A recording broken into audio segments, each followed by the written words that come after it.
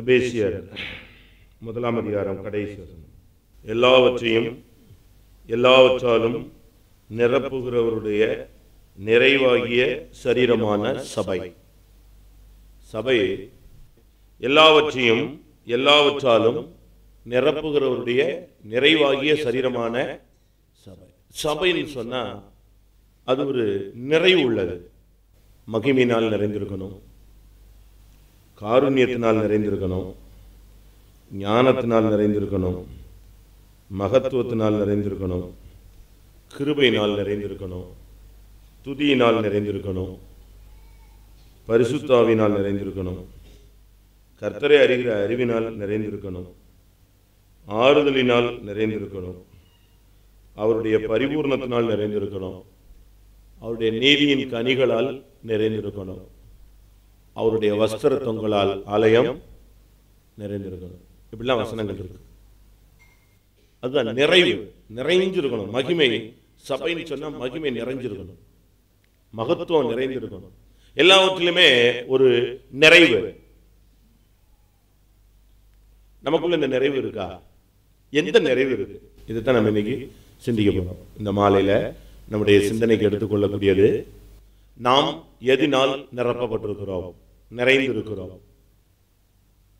ஒன்று பாவத்தில் நிரப்பப்பட்டிருக்கணும், இல்லாவிட்டா பரிசுத்தத்தில் நிரப்பப்பட்டிருக்கணும். ஏதாவது ஒரு ஆள் தான் உங்களை ஆக்டிவேட் பண்ண முடியும், அப்படித்தானே?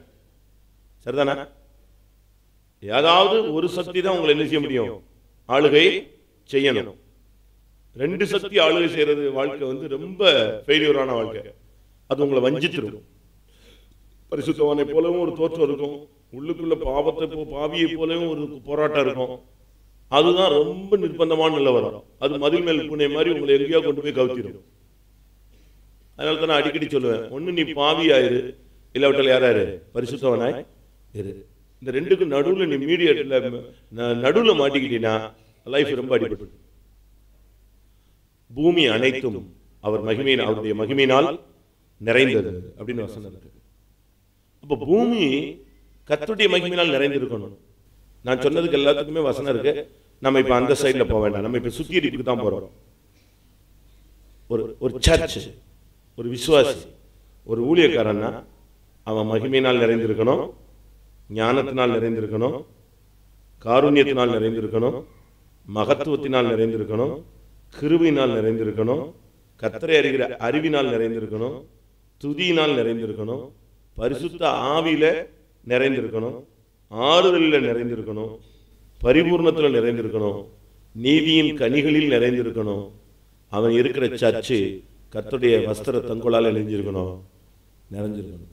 இதுதான் தேவனுடைய எதிர்பார்ப்பும் வாஞ்சையும் அவருடைய சித்தமும் அவருடைய விருப்பமும் சபைக்குள்ள தான் நடப்பிக்க வேண்டிய ஆசையும் அதுதான். ஆனா நீங்க வேதத்துல பாத்தீங்கன்னு சொன்னா ஜனங்களுடைய நிலவரம், இஸ்ரவேல் ஜனங்களுடைய நிலவரம், மற்ற புறஜாதிகளுடைய நிலவரம், அப்பொழுது இருந்த பூமியினுடைய நிலவரம், இதெல்லாம் நீங்க படிச்சு பாத்தீங்கன்னா அது வேற பல காரியங்களால் நிறைந்திருந்ததுன்னு சொல்லியிருக்கு. நமக்குள்ள எது நிறைஞ்சிருக்கு யோசிச்சு பாருங்க. தாவீது சொல்கிறான், என் பாத்திரம் என்ன செய்கிறது? நிரம்பி வழிகிறது. அப்ப நம்முடைய பாத்திரம் எதுனால நிறைஞ்சிருக்குங்கிறத நம்ம இப்ப சில வசனங்கள்ல பார்க்கணும். நான் சொன்னது முதல்ல சொன்னது எல்லாமே பிளஸிங் பாயிண்ட். அதுக்கு நான் வசனம் சொல்லல, காலம் வந்தா சொல்றேன். நம்ம இப்ப சுத்திகரிப்பு டைம். இது ஆபரேஷன் தியேட்டர். இதுல நீ இதை சாப்பிடு அதை சாப்பிடலாம் கிடையாது, ஒண்ணுமே சாப்பிட முடியாது. சுத்தமா உட்கார்ந்து உன்னை ஆபரேட் பண்ண வேண்டிய டைம். இப்ப நமக்குள்ள என்ன நிறைஞ்சிருக்கு அப்படிங்கறது சில வசனங்கள் சொல்றேன். அப்படி நிறைஞ்சிருந்தா இந்த கூட்டத்துல அதுல இருந்து அது நம்ம விட்டு வெளியே போகும். அது நிறைஞ்சிருச்சுன்னா நம்ம லைஃப் ஒண்ணுமில்லாம குட்டிச்சோரா போயிடும். ஆதியாகமம் 6ஆம் அதிகாரம் 11ஆம் வசனம். எப்படி இருந்துச்சு பாருங்க, பூமி எப்படி இருந்துச்சு பாருங்க. சீர்கட்டதாக இருந்தது, தேவனுக்கு முன்பாக அது கொடுமையினால் நிறைந்திருந்தது. ஏசாயாவில் பாருங்க, பூமி அனைத்தும் அவருடைய மகிமையினால் நிறைந்திருந்தது. ஆனா அதே பூமி கொடுமையினால நிறைந்ததுன்னு சொல்லப்பட்டிருக்கு. ஏசாயா 6:3. பூமி அனைத்தும் அவருடைய மகிமையினால் நிறைந்திருக்கிறது என்று கூப்பிட்டு சொன்னான். அதே பூமி இங்க பார்க்கும் பொழுது எப்படி இருக்கான்? கொடுமை. ஒரு விசுவாசியோ ஒரு ஊழியக்காரனோ கொடுமைக்காரனா இருக்கக்கூடாது. நீங்க ஒரு ஓனரா இருக்கலாம், ஒரு வேலையாட்களா இருக்கலாம், ஒரு வசதி உள்ளவங்களா இருக்கலாம், வசதி இல்லாதவங்களா இருக்கலாம், நீங்க ஊழியக்காரரா இருக்கலாம், விசுவாசியா இருக்கலாம். கொடுமை என்ற தன்மை நமக்குள்ள வரக்கூடாது. நம்ம ரொம்ப சாஃப்டா மாறணும்னு அடிக்கடி சொல்லிட்டே வர. நீங்க மனைவியோ புருஷனையோ இல்லாவிட்ட பிள்ளைகளையோ வேலையாட்களையோ உங்க கீழே உள்ளவங்களையோ உங்க நண்பர்களையோ உறவினர்களையோ இல்லாவிட்ட உங்களுக்கு எதிரிகளையோ நீங்க கொடுமைப்படுத்துறதா இருக்கக்கூடாது. பூமி தேவனுக்கு முன்பாக சீர்கட்டதாக இருந்தது. எங்க ஒழுக்கக்கேடு வருதோ அங்க கொடுமை வந்துடும். ஒரு சிலர் தான் பாருங்க பயங்கர கொடுமைக்காரங்களா இருக்காங்க. அப்படி இருந்து நீங்க பழகாதீங்க. கொடுமை அது பெரிய நியாய தீர்ப்பு கொண்டு போய் நம்ம நிப்பாட்டி. பூமி அனைத்தும் ஆண்டவருக்கு முன்பாக பூமி கொடுமை நாள் நிறைந்தது. எசேக்கியேல்ல பாருங்க 9:9, இல்லாவிட்ட மீகால 6:12, இல்லாவிட்ட நாகூம்ல 3:1, எசேக்கியேல் 9:9, மீகா 6:12, நாகும் 3:1. இதுல ஏதாவது ஒன்று வாசிங்க. கொடுமை. ஐஸ்வர்யம் உள்ளவர்கள் எப்படி இருந்தார்கள்? கொடுமையினால் நிரப்பப்பட்டிருந்தார்கள். அப்ப நமக்கு கொடுமைங்கிறது பெந்தேகோஸ்தே ஜீவியத்துக்கோ இல்லாவிட்டா சிலுவை மார்க்கத்துக்கோ உதவாது. சிலுவைக்கு எதிர்தான் கொடுமை. சிலுவை தானே கொடுமையான ஒரு பாதை. அதனால நமக்கு இந்த நாட்கள்ல சரியான விதத்துல நம்முடைய ஜீவியத்தில் இருக்கிற கொடுமைகளை நாம் மாற்ற வேண்டும். கொடுமைப்படுத்துறீங்களா? யாரையாவது கொடுமைப்படுத்துறீங்களா? ரொம்ப பேர் அப்படி இருக்கிறாங்க. நீங்க இந்த மார்க்கத்தில் வந்துட்ட பிறகு குடும்பக்காரங்களா இருக்கக்கூடாது.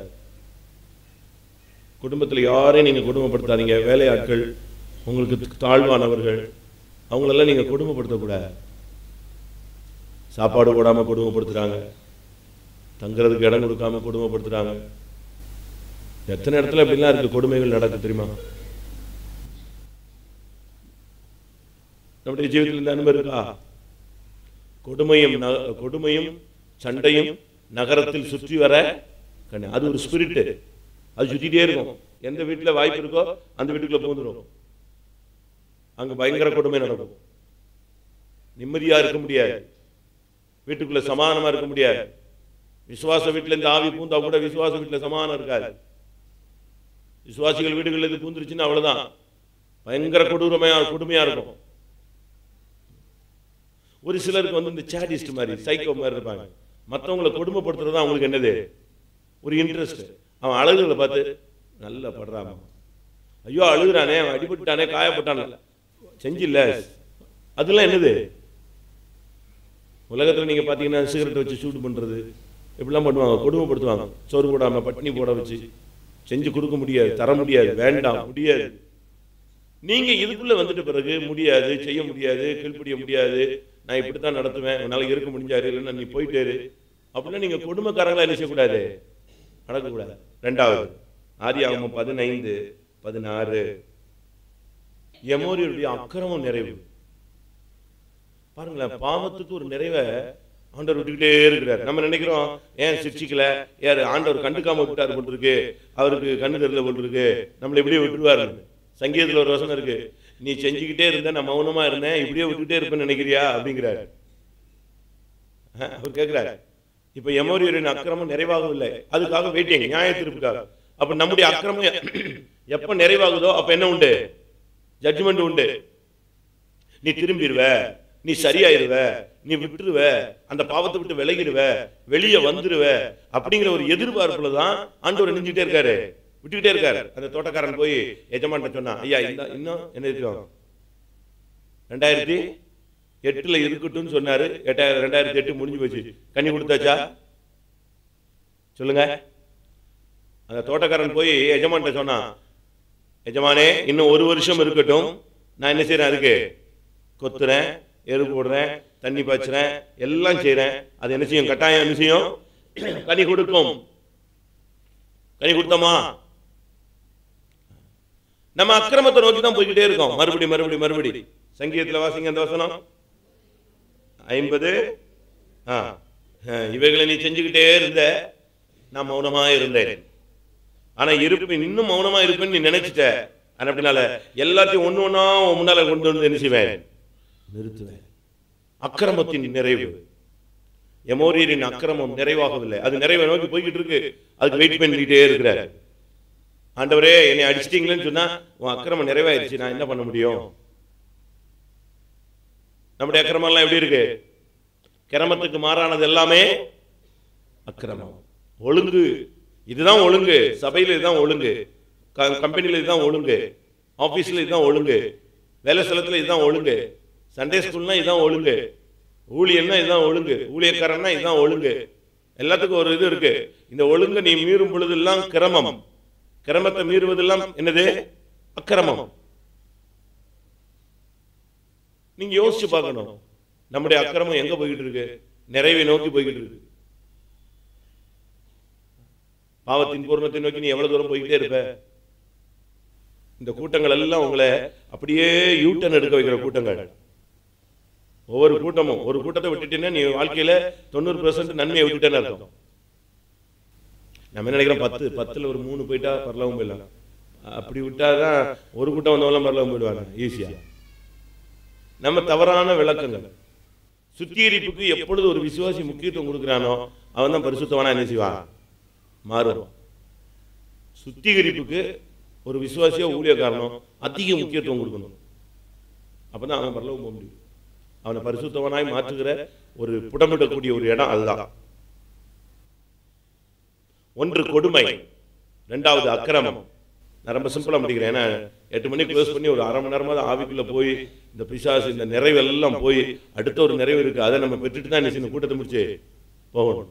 3வது யோபு 32:18. வார்த்தைகள் எனக்குள் என்ன செய்திருக்கிறது? நிறைந்திருக்கிறது. அது சரி, உள்ளத்தில் உள்ள பரிசுத்த ஆவியாது, உள்ளத்தில் உள்ள ஆவி என்ன செய்யுது? நெருக்குது. பேசு, ஏன் சும்மா இருக்கிற? நியாயம் கேளு, விட்டாத. 2 வார்த்தையாவது பேசிடு, விட்டுறாத. நறுக்குன்னு பேசிடு, சூடா குடு. அப்படித்தானே கேக்குது? அப்படி சொல்லுதா? ஒரு மனுஷன் சொல்ல, ஒரு வாலிப பையன் சொல்றான், வார்த்தைகள் எனக்குள் நிரம்பி இருக்கிறது, புது துருத்தியை கூட அது என்ன செஞ்சிடும்?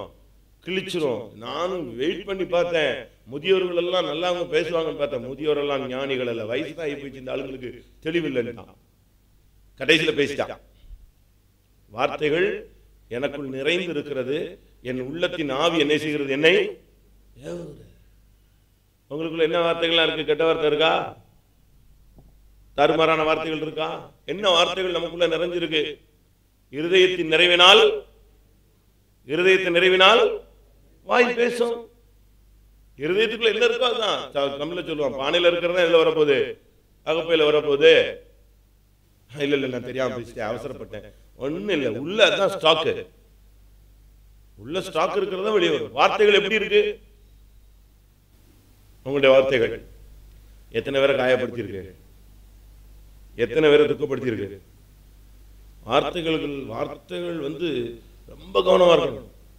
மரணமும் ஜீவனும் நாவின் அதிகாரத்தில் இருக்கிறது. உன் வாயிலிருந்து வர்ற வார்த்தை எப்படியோ அதுதான்.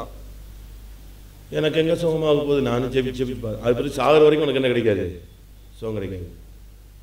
ஆண்டவர் எங்க கிரியை செஞ்சார் அவ்வளவுதான். அது பிறகு கடைசி வரைக்கும் உனக்கு என்ன செய்ய முடியாது? அவரு கிரியை செய்யவே முடியாது. நான் இன்னும் நம்பிக்கொண்டிருக்கிறேன், என் தேவன் எனக்காய் கிரியை செய்வார். இப்படித்தான் நம்ம வாயிலிருந்து என்ன செய்யணும்? நம்பிக்கையின் வார்த்தைகள் தான் உதிர்க்கணும். உங்களுடைய உள்ளத்துல என்ன வார்த்தை நிரம்பி இருக்கு? ஒரு சிலர்லாம் நம்ம திறமசாலிகளா இருப்பாங்க, எந்த சப்ஜெக்ட்ல பேச விட்டாலும் என்ன செய்வாங்க? பேசுவாங்க. அதே மாதிரி இப்ப நம்ம விசுவாசியில் ஒரு சிலருக்கு வேண்டாம், எந்த ஃபேமிலியை பத்தி பேசுறதுனாலும் 1 மணி நேரம் பேசுவாங்க. இவன் ஃபேமிலி இல்ல, இவன் ஃபேமிலியை பத்தி பேசணும்னா 10 மணி நேரம் இன்னொருத்தன் பேச முடியும். ஆனா இவன் மற்றவனை பத்தி பேசணும்னா 1 மணி நேரம் என்ன செய்வான்? கிளாஸ் எடுப்பான்.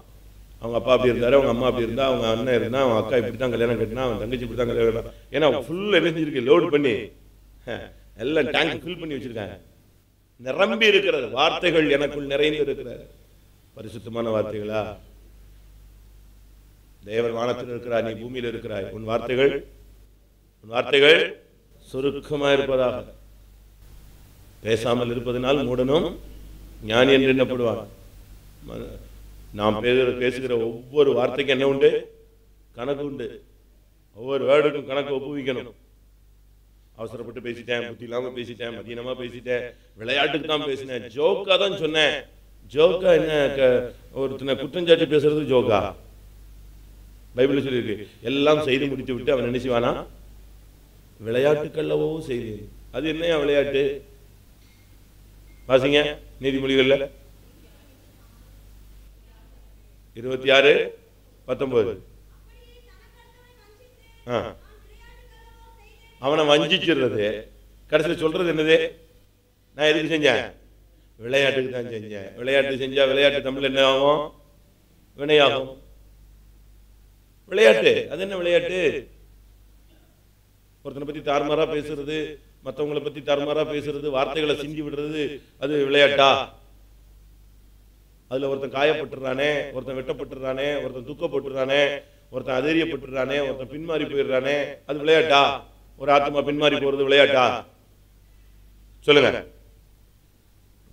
சங்கீதம் 10:7.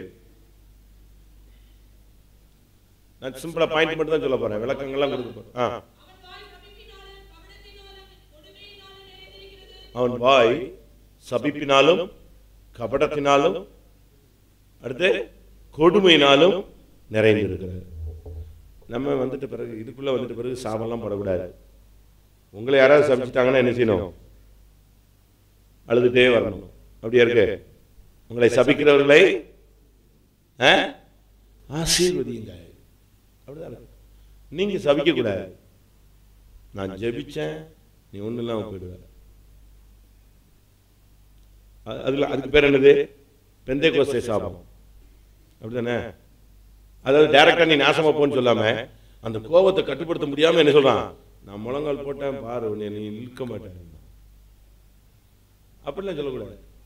ஒரு சிலர்லாம் சாபம் போடுறாங்க, என் வயிறு எரியுது, நான் எவ்வளவு கஷ்டப்பட்டேன், நீ பாரு, நீ நல்லாவே இருக்க மாட்ட, நீ தொலைஞ்ச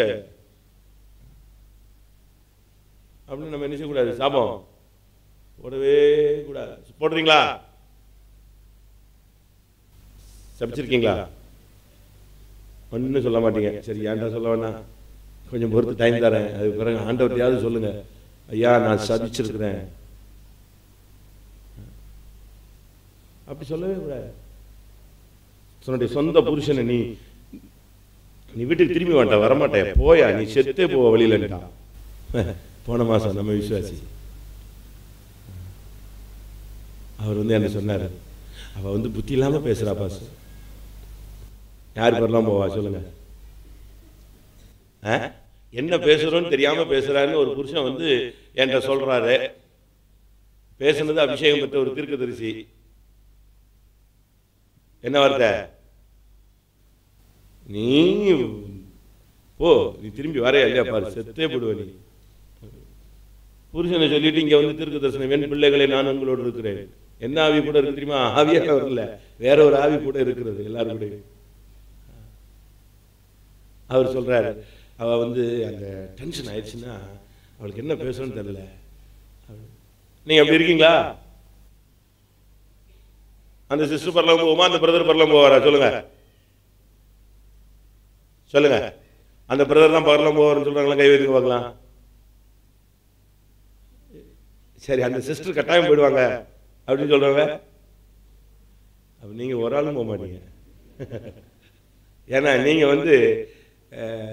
டபுள் கேம் ஆடுறீங்க. அதாவது எதனால் அந்த சிஸ்டர் சொன்னது அதை நீங்கள் சிந்திக்க வேண்டும். அந்த ஆள் என்ன பண்ணாரோ அவ்வளவு பண்ணிருக்காரு, அதனாலதான் அந்த சிஸ்டர் நெஞ்சிருச்சு அவ்வளவு சொல்லியிருக்கு. அப்படி அல்ல. என்ன வந்தாலும் உங்க வாயிலிருந்து எது வரக்கூடாது? சாபம் வரக்கூடாது. அப்படி சாபம் போடுறது ஒருவேளை நம்முடைய ஆவிக்குரிய ஜீவியத்தில் குழந்தைகளா இருக்கும் பொழுது நம்ம வாயிலிருந்து நெஞ்சிருக்கலாம், வந்திருக்கலாம் நம்ம வேகத்துல. ஆனா ஒரு லிமிட் தாண்டின பிறகு நம்ம அதெல்லாம் விட்டுறணும். பவுல் கூட கோபத்துல ஒருத்தனை பிடிச்சு வாங்கி தள்ளிட்டார். பவுல் ஆரம்ப காலத்துல சுவிசேஷம் சொல்லிட்டு இருக்கும்போது ஒருத்தன் குறுக்க வம்பு பண்ணிக்கிட்டே இருந்தான். உடனே சொன்னான், ஏய் பொல்லாங்கின் மகனே, என்ன செய், கொஞ்ச நாள் நீ சூரியனை காண மாட்டேன்ட்டான், பட்டுன்னு சொல்லிட்டான். இவன் சொன்ன ஆவியில் நிறைஞ்சு சொன்ன உடனே அவன் குருடாய் போயிட்டான் ஒரு நிமிஷத்துல. எப்படி இருக்கும்? ஆனா பிற்காலத்தில் அதே பவுல் அடிபட்டான் அவனை போட்டு சவுக்க வச்சு வாங்கினான். ஏசு 39 அடி வாங்கினார், அவன் 195 அடி வாங்கினான். ஆனா யாரையும் என்ன செய்யல, அது பிறகு சபிக்கல. துவக்கத்துல நம்முடைய புத்தி இல்லாம ஆண்டவர் நம்மோட கூட இருக்கிறாங்கிற வேகத்துல நினைஞ்சிருவான், சபிச்சிருவோம். ஆனா இன்னும் மெச்சூரிட்டிக்கு வந்த பிறகு, ஒரு தெய்வீகம் வந்த பிறகு நம்ம இந்த சாபத்தெல்லாம் நிப்பாட்டணும். ஒரு தாய் தன்னுடைய காசு தொலைஞ்ச உடனே பயங்கரமா சாபம் போட்டா நியாயாதிபதிகள் புஸ்தகத்துல. அத பையன் கேட்டுட்டே இருந்தான், என்னடா இப்படி சபிக்கிறாளே, என்ன செய்யறதுன்னு தெரியல. என்ன எடுத்தது யாரு? பக்கத்து வீட்டுக்காரன்ல எடுத்தவன் யாரு? பையன். இவ போட்டு சாபம் சாபம் சாபம் பிடிச்சி அவன் கேட்டுட்டே இருந்தான். அந்த காசு அவன் செலவழிக்கவே இல்லை. இந்த சாபத்தை கேட்டு 10 காசு கூட அவன் என்ன செய்யல, வாங்கி கூட நீங்களே அப்படியே வச்சுட்டான். இது என்னடா பெரிய தொல்லையா போச்சு, சாபம் இந்த சாபம் போடுறாளே. அவன் பார்த்தான், இது இனிமே இந்த காசை நம்ம வச்சிருந்தோம், இந்த சாபம் பழிச்சாலும் பழிச்சிடும் சொல்லிட்டு நேர கொண்டு வந்து, தாயே உன் பணம் தொலைந்து போனதேனா? ஆமாண்ணா, நீ பயங்கரமா சபிச்சு இல்ல, அது நான் தான் எடுத்துக்கேன், தயவுசெய்து இந்த காசை நெஞ்சுக்க, நீ வச்சுக்க, எனக்கு இந்த காசே வேண்டாம் போட்டு சொல்லிட்டு. அதுக்கு பிறகு அவ சொன்னா, ஐயோ என் மகனே அப்படி அல்ல, அது உனக்கே இருக்கட்டும். இது 2வது. அவன் சொல்லிட்டான், இந்த காசு எனக்கு வேண்டவே வேண்டாம், இந்த சாபம் போட்ட காசு எனக்கு தேவையில்லை. அப்ப பிள்ளைன்னா சாபத்தை திருப்பி ரிவர்ஸ் வாங்கிடுவியா? அப்படி இல்லை. சாபம் நம்முடைய ஜீவியத்துக்கு உதவாது. அடுத்து கபடினால். கபடினா பொய்.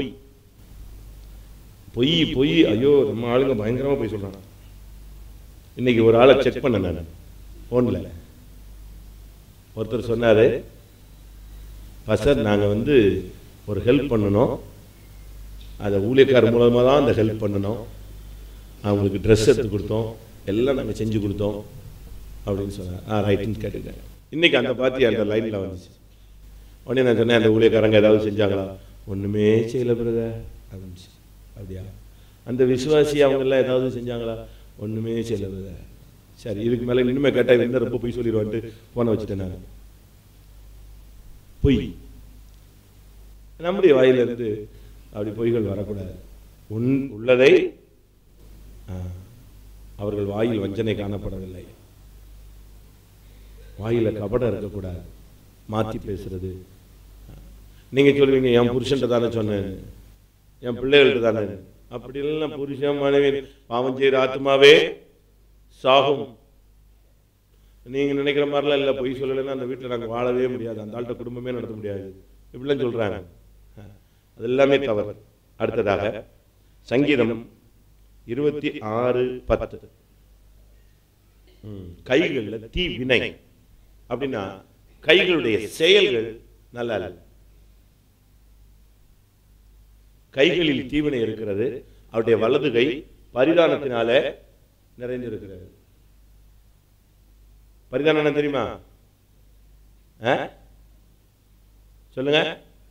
லஞ்சம். டீசெண்டா சொல்லுங்க. கிஃப்ட். அப்படியா? கிஃப்ட்னா வரோம். நம்ம பைபிள் வேர்ட்ல கிஃப்ட்னா என்னது? வரோம். இவங்க என்ன செய்யறாங்க, அது கிஃப்டா கொடுத்தாங்க. கிஃப்ட் கிடையாது, பரிதானம். லஞ்சம். நீ நினைச்சிட்ட பாஸ்டர்ஸுக்கே லஞ்சம் கொடுக்குறான், தான் செஞ்ச குறைகளை தெரிய விடாம மறைக்கிறதுக்காக பாஸ்டர்ஸுக்கு லஞ்சம் கொடுத்தா எப்படி?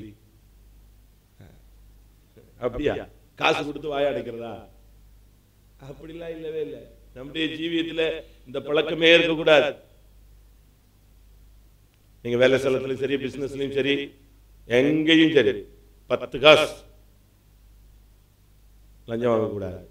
சாமுவேல் நல்ல ஒரு தீர்க்கதரிசி, சூப்பரான மனுஷன். ஆனா அவங்க பிள்ளைங்க எப்படிப்பட்டாலுங்க, லஞ்சம் வாங்குறோம்.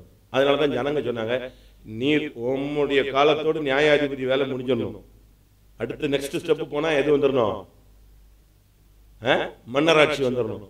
ஏன்னு கேட்டான், உங்க பிள்ளைங்க சரி கிடையாது, அவ்வளவு லஞ்சம் வாங்கிட்டு இருக்கான், இவன் அடுத்த நியாயாதிபதியா வந்தானே நாங்க அவ்வளவு பணத்தை கொடுத்தே செத்து போயிடுவோம்.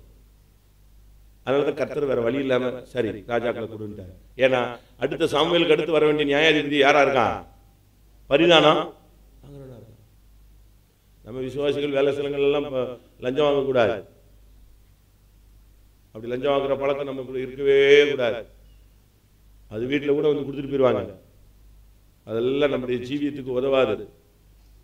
நிற்காது, தங்காது. ஒருவேளை கொஞ்ச நாள் நல்லா சுகபோகமாக வாழ வைக்கும், கடைசி காலத்தில் நிம்மதி இல்லாமல் ஆக்கிடும்.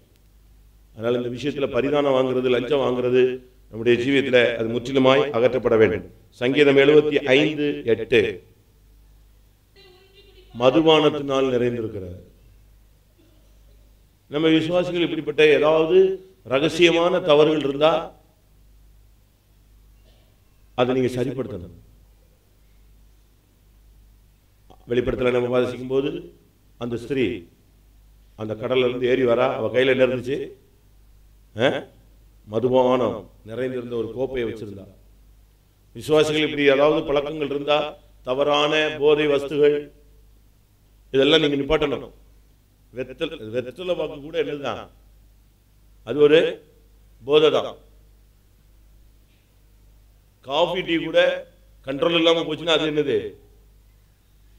அதுவும் ஒரு போதை தான். அதாவது அது குடிக்கிறதுல தப்பு இல்லை, நான் சொல்றது காஃபி டீ அதே குடிச்சிட்டு அதை குடிக்கலாம் கத்துக்கிட்டு அப்படிலாம் வரக்கூடாது. எதுக்கு நீங்க அடிமையா நெஞ்சிடக்கூடாது, மாறிடக்கூடாது. அது பிறகு ஹான்ஸ் ட்ரக்ஸ் கேர்ள்ஸ் யூஸ் பண்றாங்க, பாய்ஸ் யூஸ் பண்றாங்க. எந்த விதமான போதையிலையும் நீ சிக்கக்கூடாது. பீரு, ஒரு பையன் பீர் அடிச்சானா, என்னடா இப்படி வச்சு சொல்ற, ரொம்ப சிம்பிளா சொல்ற, அது பலரசம் அப்படின்னு. எல்லாமே பலரசம் தான், எல்லாமே பலரசம் தானே. ஒயின் எது? எல்லாமே பலரசம் தான். தப்பு. உன்னுடைய கையில மதுபானம் வரக்கூடாது. நான் ஒரு வீட்டுக்கு போனேன், வரேன் பயங்கரமா கோயிலுக்கு வந்து ரொம்ப இன்ட்ரெஸ்டா இருந்தான். சரி நான் வீட்டுக்கு போனேன், நல்ல பண்ண இப்ப நல்லா இருக்கான். அவனுக்கு மனசுல குழப்பம். நான் வீட்டுக்கு போறேன், பாட்டில் வச்சு ஊத்தி குடிச்சிட்டு இருக்கான். ஒய்ஃப் உட்காந்து ஏங்க குடிக்கிறீங்கன்னு இருக்கா.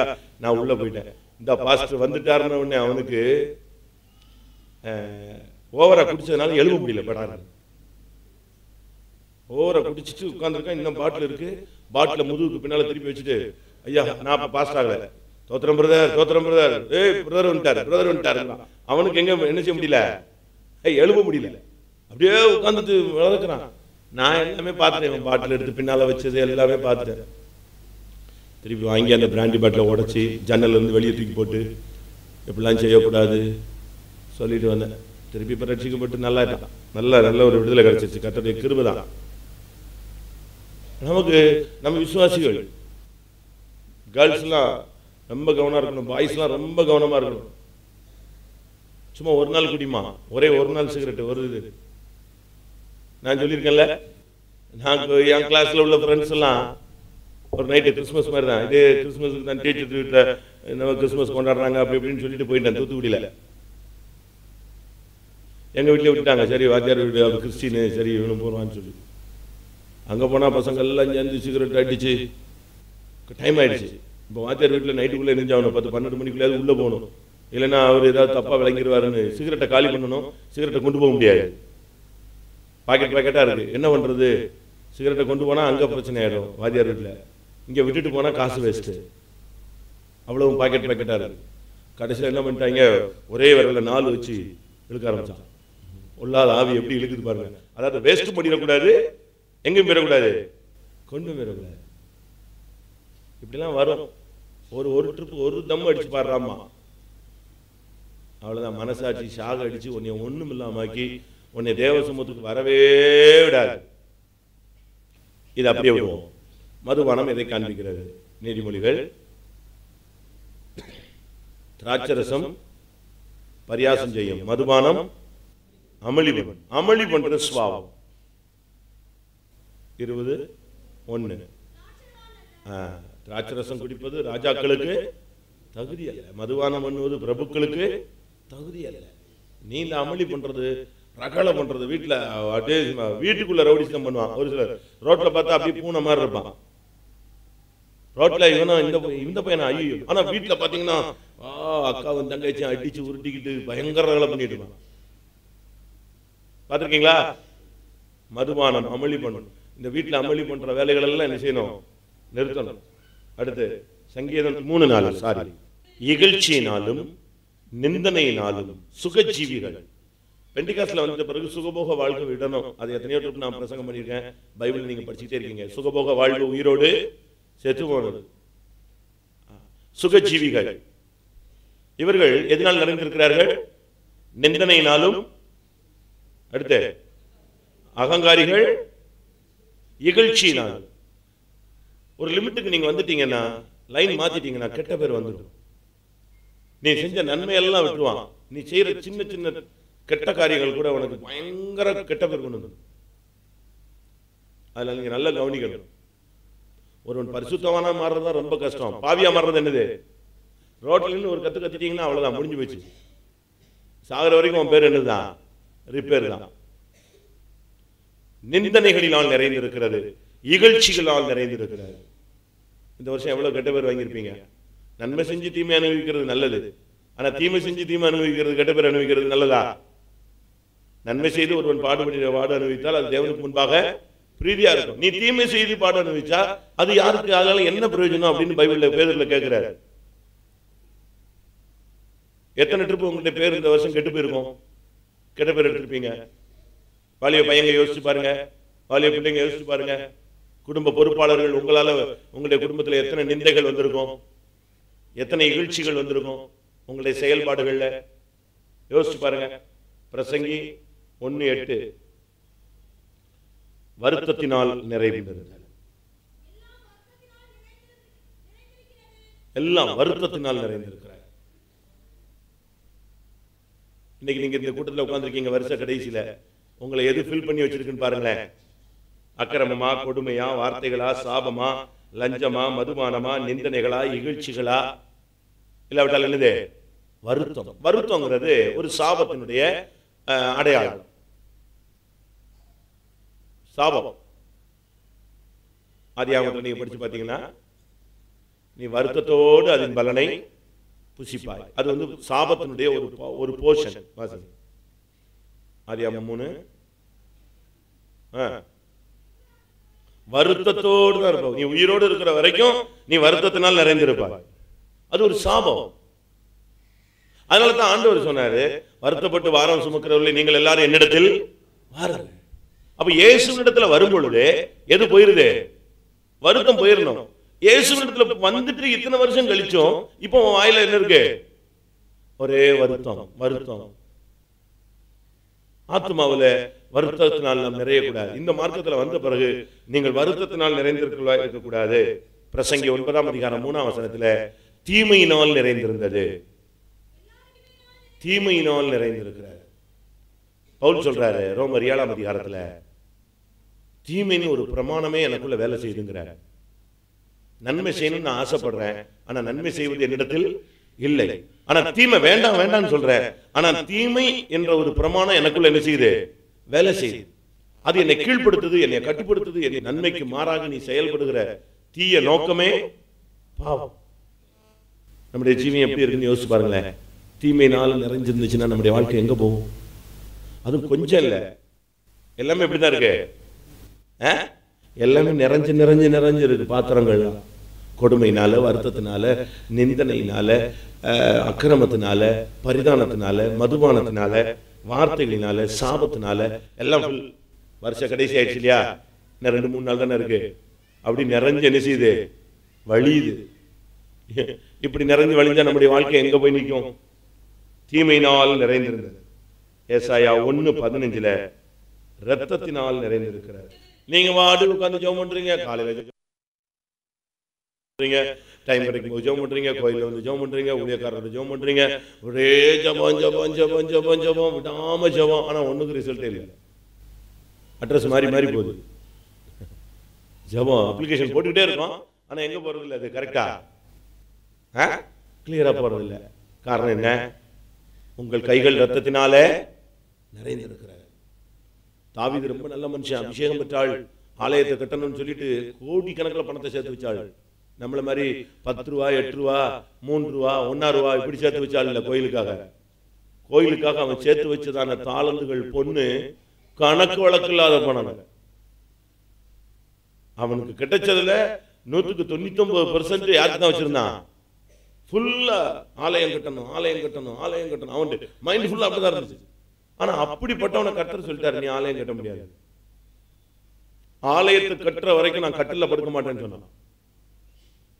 ஆலயம் கட்டி முடிக்கிற வரைக்கும் நான் என்ன செய்ய மாட்டேன், என் படுக்கையாகிய கட்டில் ஏற. யாக்கோபின் வல்லவருக்கு ஒரு வாசஸ்தலத்தை காண மட்டும் நான் என் படுக்கையாகிய கட்டிலில் ஏறுவதில்லை, என் கண்களுக்கு நித்திரை வர விட மாட்டேன். 132ஆம் சங்கீதத்துல அவ்வளவு போல்டா இருந்த மனுஷனை பார்த்து சொன்னாரு, எப்பா நீ ஆலயத்தை கட்ட முடியாது, அதை விட்டுருட்டாரு. அப்படியே நொடிஞ்சு போய் உட்கார்ந்துட்டான். என்ன ஆண்டவரே, நான் உங்களுடைய பிள்ளை அல்லவா, எனக்கு பரலோகத்தில் ஒரு இடம் நிலையான வீடெல்லாம் கட்டுவேன்னு சொன்னீங்களே கேட்டான். அதெல்லாம் கரெக்ட், உன் கை எப்படி இருக்கு, நீ ரத்த பிரியனான மனுஷன், ரத்தம் சிந்திச்சிட்ட, அதனால நீ பாரு, நீ வா, எனக்கு ஆலயத்தை நீ கட்ட முடியாது, சாலமோனை கட்ட சொல்லிட்டு போயிட்டாரு. யோசிச்சு பாருங்க, எப்படி ஒரு வாய்ப்பு கிடைச்சு அவ்வளவு ஆசையில பணத்தை அவ்வளவு வாரி அரைச்சிட்டு காத்துக்கிட்டு இருந்தான். ஆண்டவர் சொன்ன உடனே அப்படியே தாழ்த்தி ஒப்பு கொடுத்து அப்படியே அந்த நேர்ந்து கொண்டதெல்லாம் அப்படியே சாலமோன் கையில மொத்தமா கொடுத்துட்டு அமைதியா இருந்துட்டான். சரி, எனக்கு பரலோகத்தில் ஒரு இடம் கட்டுறீங்க, ரைட், பூமிக்குரிய விட அவன் கட்டட்டும், ஆண்டவருக்கு ஆலயத்தை கட்டட்டும். அவ்வளவு தெய்வீகமா இருந்த மனுஷன். ஆனா அவன் ஆலயம் கட்டக்கூடாதுன்னாரு. காரணம், அவன் கைகள் ரத்தத்தினால், இங்க ஏசாயா சொல்றாரு, உன் கை ரத்தத்தினால் நிறைஞ்சிருக்கு, அதனால நீ மிகுதியாய் ஜெபம் பண்ணாலும் நான் என்ன செய்ய மாட்டேன், கேட்க மாட்டேன். ஒண்ணு பொருளாசை, ரெண்டாவது என்னது புரியல, அக்கிரமம், அடுத்து இன்னொன்னு முரட்டாட்டமா, அவபக்தியா. 1 சாமுவேல் 15:23.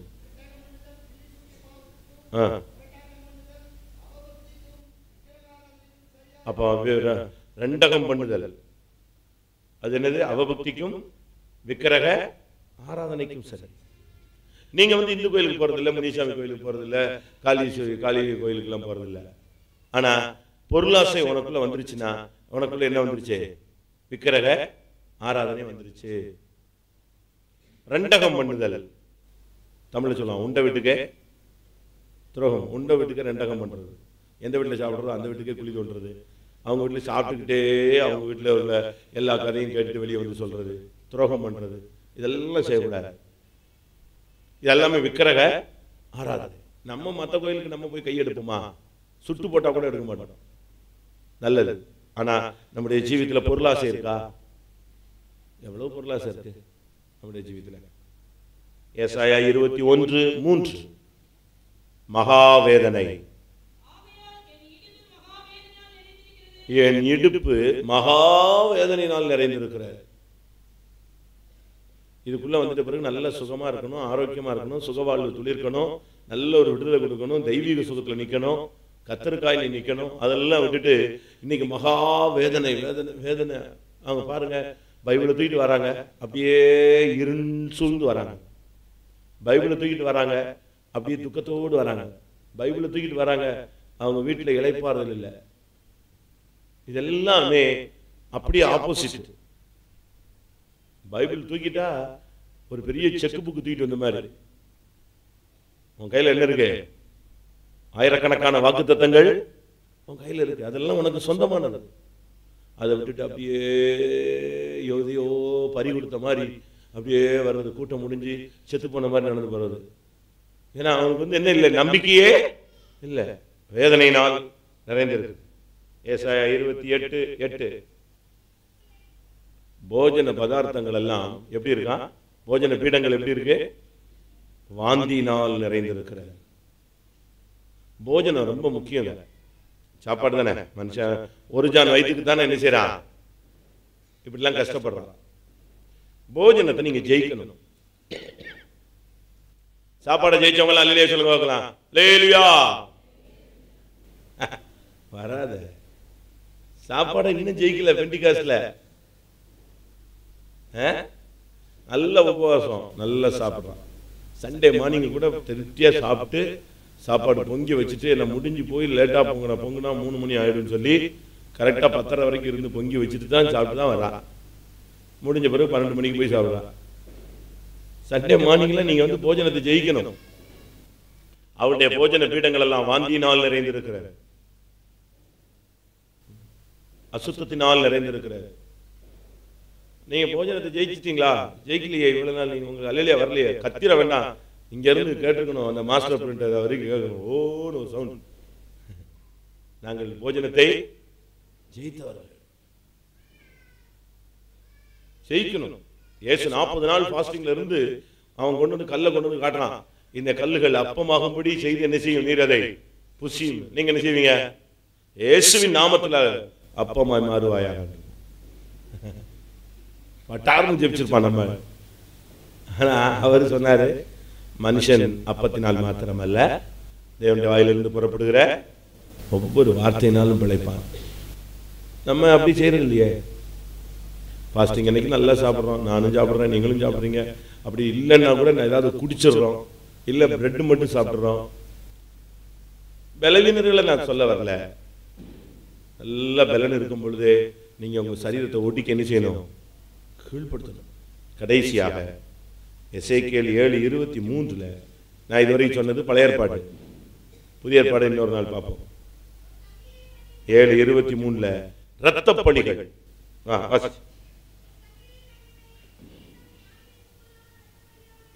இரத்த பலிகளினால் நிறைந்திருக்கு. நான் உங்களுக்கு சொல்றேன், தயவு செய்து யாருடைய இரத்த பலியும் உங்க தலையில வந்துட வேண்டாம். யாருடைய இரத்த பலிக்கும் நீங்க ஆளாயிராங்க. நான் இரத்த பலியை வச்சு ஒரு பிரசங்கம் பண்ணியிருக்கேன்னு நினைக்கிறேன். பண்ணியிருக்கேனா? இரத்த பலிகளை பத்தி நான் ஒரு பிரசங்கம் பண்ணியிருக்கேன். இரத்த பலி, யாருடைய இரத்த பலிக்கும் நீங்க வந்து மாட்டிக்க கூடாது. நம்ம நினைக்கிறோம் ஏதாவது தப்பு பண்ணிட்டு தான் இரத்த பலின்னு. நான் சொல்றேன், நல்லா கவனிங்க. லாஸ்ட் பாயிண்ட், எனக்கு ஒரு பிரசங்கம் வெளிப்படுத்தப்பட்டு, ஒரு வெளிப்படுத்தல் எனக்கு கிடைச்சு, ஒரு வசனம் கிடைச்சு, ஒரு பிரசங்கம் கிடைச்சு, நான் அதை இந்த ஊர்ல எனக்கு கிடைச்சு அதை நான் பிரசங்கம் பண்ணாம போனா நான் இரத்த பலி என்ன செய்யறேன், சுமக்கிறேன்னு பைபிள் சொல்லுது. உங்களுடைய இரத்த பலி எல்லாம் யார் மேல வந்துருது? என் மேல வந்துருது. புரியுதா உங்களுக்கு எல்லாருக்கும்? எனக்கு ஒரு பிரசங்கம் கிடைச்சு, ஒரு தூது கிடைச்சு, ஒரு உபதேசம், எனக்கு ஒரு வெளிப்படுத்தல் கிடைச்சு, சிவகாசியில் இருக்கும்போது கிடைச்சிட்டு நான் அதை சிவகாசியில் இருக்கும்போது பிரசங்கம் பண்ணாமல் போய்விட்டால் உங்களுடைய இரத்த பலி யார் மேல வருது? என் மேல வருது. இதுதான் உண்மை. எப்படி இருக்குன்னு யோசிச்சு பாருங்க. ஒரு தீர்க்கதரிசி எப்படி இரத்த பலி சுமக்கிறான்? ஒரு தீர்க்கதரிசனம் சொல்லக்கூடிய ஒரு தூண்டுதல் வந்துட்ட பிறகு அது எவனா சொல்லிட்டு போட்டு சும்மா தோத்திரம் அமைதியா போயிட்டான்னா, அந்த தீர்க்க தரிசனத்துக்குள்ள ஒரு ஆள் உட்கார்ந்து இருந்து அவனுக்கு அந்த மெசேஜ் கிடைக்கல, அந்த எச்சரிப்பின் சத்தம் அவனுக்கு போய் துணிக்கல, அவன் போய் பாவம் செஞ்சுட்டான், அவன் செத்து போயிட்டான். அவன் செத்துட்டான், அவன் ஆத்மாவுக்கு அவன் பதில் சொல்லிக்கிறான். ஆனா அவனுடைய இரத்த பலி யார்கிட்ட வரும்? இந்த தீர்க்க தரிசனம் சொல்லாம கட்டுப்படுத்திட்டானே அவன் மேல வரும். அப்படிதானே? கரெக்ட் தான் நான் சொல்றது? சரிதானா? அப்போஸ்தலர் நடவடிக்கைகளை பாருங்க. எனக்கு வெளிப்படுத்தப்பட்டவைகளில் ஒன்றையும் நான் மறைத்து வைக்கவில்லை, அப்படினால் உங்கள் எல்லாருடைய இரத்த பலிக்கு நான் நீங்களாயிருக்கிறேன்னு பவுல் சொல்றார். 20 எல்லாருடைய இரத்த பலிக்கு நான் சொல்லுவேன். சிவகாசியிலிருந்து போகும்போது கரெக்டா சொல்லிடுவேன். லாஸ்ட் பிரசங்கத்துல ஞாபகம் வந்தா சொல்லிடுறேன், கரெக்டா சொல்லிடுவேன். ஏன்னா எனக்கு வெளிப்படுத்தப்பட்டது எல்லாத்தையும் மேக்சிமம் நினைச்சிட்டு இருக்கேன், சொல்லிட்டு தான் வரேன். அப்பப்ப கிடைக்கிறது எல்லாமே சொல்லிடணும். அதை மறைச்சு வைக்கவே கூடாது. அது சரியோ தவறோ, ஒருத்தனுக்கு பிடிச்சிருக்கும், ஒருத்தனுக்கு பிடிக்காது, ஒருத்தனுக்கு அது துக்கமா இருக்கும், ஒருத்தனுக்கு சந்தோஷமா இருக்கும், ஒருத்தனை அது வெட்டுற மாதிரி இருக்கும், ஒருத்தனை வந்து தூக்கி விடுற மாதிரி இருக்கும். அதுக்காக எல்லாம் நிப்பாட்ட முடியாது. 4 பேருக்காக பிரசங்கம். ஒருத்தர் வந்து சொன்னாங்க எனக்காக தான் பிரசங்கம் பண்ணு. நான் சொன்னேன், நீ ஒரு ஆள் உட்காந்துருக்க கூட்டத்தில் எனக்கு சிவகாசியில் 400 குடும்பம் இருக்கு, ஒரு ஆளுக்கு நான் பிரசங்கம் பண்ணா முட்டாளாயிருவேன் நான். ஒருத்தர் வந்து சொல்றாரு எனக்காக தான் அவர் பிரசங்கம் பண்ணிட்டாரு. நான் சொன்னேன் உனக்காக இல்ல, உனக்கும் அதுல ஒரு பாயிண்ட். 400 பேர்ல நீ யாரு? ஒரு ஆள். உனக்கு ஒரு சிங்கிள் பாயிண்ட் உனக்கு வந்திருக்கும். நான் உனக்கு மட்டும் பிரசங்கம் பண்ணுவேன்னா உன்னை தனியா கூப்பிட்டு ரூம்ல உட்காந்து உனக்கு 1 மணி நேரம் நான் பேசினா பரவாயில்ல, அது உனக்கு மட்டும். சர்ச்சில் பேசுறேன்னா அதே மாதிரி எத்தனையோ பேர் இருக்கான், எல்லாருக்காக தான் கர்த்தர் பேசுவார். அதனால இரத்த பலி. அடுத்து எரேமியா 4 எசேக்கியேல் 4 தீர்க்க தரிசனம் சொல்ல வேண்டிய நேரத்தில் சொல்லாமல் விட்டு விட்டால் அவன் சாவான். எசேக்கியேல் 4:3-18 சீக்கிரம். உன் கையில தான் கேட்பேன். தீர்க்க தரிசனம் சொல்லாம போய்கிட்டு இருக்கிற தீர்க்க தரிசியே, வருஷ கடைசியில ரத்த பலிக்கு நீ ரத்த பலி நிறைஞ்ச ஒரு விசுவாசியா உட்கார்ந்துராத. ஊழியக்காரங்களும் சரிதான், உங்களுக்கு கிடைச்ச தீர்க்க தரிசனத்தை தேவனுடைய வார்த்தையை சொல்லணும். பழைய ஏற்பாட்டு தீர்க்க தரிசிகளும் புதிய ஏற்பாட்டு தீர்க்க தரிசன வேதத்தின் அடிப்படையில் பாத்தீங்கன்னா பூசி மளிகை ஒருத்தனும் தீர்க்க தரிசனம் சொல்ல மாட்டான். ஆண்டவர் ஃபர்ஸ்ட் பிரமாணம் பரலோகத்தில் இறங்கி வந்து முதல் மனுஷனுக்கு சொன்ன வார்த்தை என்னது? சாகவே நீ அதை புசிக்கும் நாளில் சாகவே சாவாய். அப்படித்தான் பேசினார். மகனே, நீ அதை புசிக்கும் பொழுது கொஞ்சம் நீ நிர்வாணியா மாறிடுவ, கொஞ்சம் அட்ஜஸ்ட் பண்ணிக்கோ. இப்படிலாம் பேசல. நீ என்னது? நீ சொல்லுங்க, சாகவே அடிதான். முந்திய மாதிரி சிபிஎம் பிரசங்கம் இருந்துச்சுன்னா இப்ப சிவகாசியில 198 பேர் ஓடிட்டு இருப்பான்.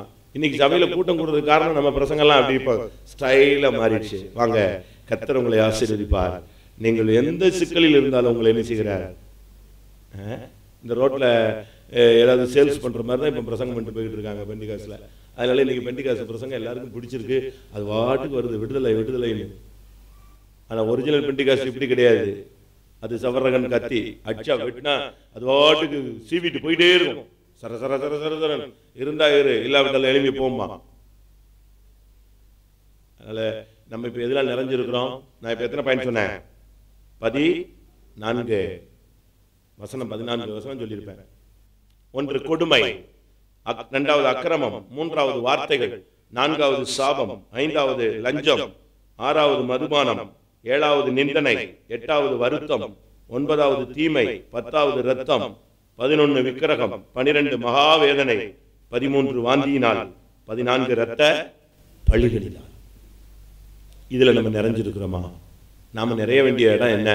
மகிமையினால் நிறைஞ்சு, துதியினால் நிறைந்து, காருண்யத்தினால் நிறைஞ்சு. அப்படித்தான் நம்ம சபை இருக்கணும். எல்லாரும் கண்களை மூடுவோம். இந்த நிறைவு மாறட்டுமே. கர்த்தருக்கு சித்தமான அடுத்த நாள்ல அடுத்த கூட்டத்தில் புதிய ஏற்பாட்டில் தேவனுடைய ஜனங்கள் நிறைய கூடாதுல எதெல்லாம் நிறைஞ்சிருந்தாங்கிறத நம்ம சிந்திக்கலாம். இனிமே டைம் எல்லாம் ஆவியானவருடைய நேரம். அறிக்கை, அழுகை, கண்ணீர். எல்லாரும் கண்களை மூடுங்க. கொஞ்ச நேரம் பைபிள்லாம் ஒதுக்கி வைங்க. பைபிள், டைரி எல்லாத்தையும் கொஞ்ச நேரம் ஒதுக்கி வைங்க. கொஞ்ச நேரம் ஆண்டவரை நோக்கி பார்ப்போம். ஆறுதலால் நிறைய வேண்டிய நீ வேதனையினால் நிறைந்திருக்கிறாய். சமாதானத்தினால் நிறைய வேண்டிய நீ சபிப்பினால் நிறைந்திருக்கிறாய். உண்மையினால் நிறைய வேண்டிய நீ கபடத்தினால் நிறைந்திருக்கிறாய். இரக்கத்தினால் நிறைய வேண்டிய நீ கொடுமையினால் நிறைந்திருக்கிறாய். ஒழுக்கத்தினால் நிறைய வேண்டிய நீ அக்கிரமத்தினால் நிறைந்திருக்கிறாய்.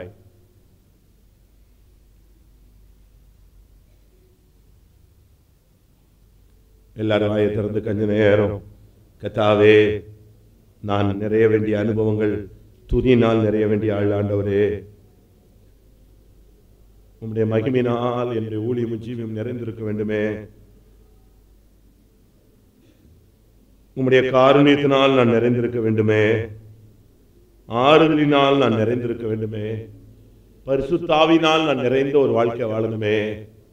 இந்த வாழ்க்கையை விட்டு கொடுமையினாலும் அக்கிரமத்தினாலும் கெட்ட வார்த்தைகளினாலும் சபிப்பினாலும் பரியாசத்தினாலும் நிந்தனைகளினாலும் தீமையினாலும் விக்கிரகத்தினாலும் நான் என்னை நிறைத்து விட்டேன். கர்த்தாவே, தேவரீர் என்னை மன்னியும்.